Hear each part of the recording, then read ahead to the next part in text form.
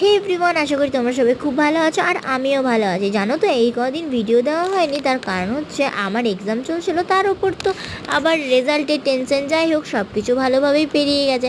আর আজ হচ্ছে আমার দাদার ছেলের রাইস সেরিমনি, তার জন্য দেখো ঘুম থেকে উঠে গেছি, তারপর স্নান করে চলে এসেছি। আর রাইস সেরিমনিতে যাবো, মেকআপ করবো না তাই কখনো হয়? তারপর দেখো চট করে আমি মেকআপটা করে চলে এলাম। আমাকে কেমন লাগছে অবশ্যই তোমরা কমেন্ট করে জানিও।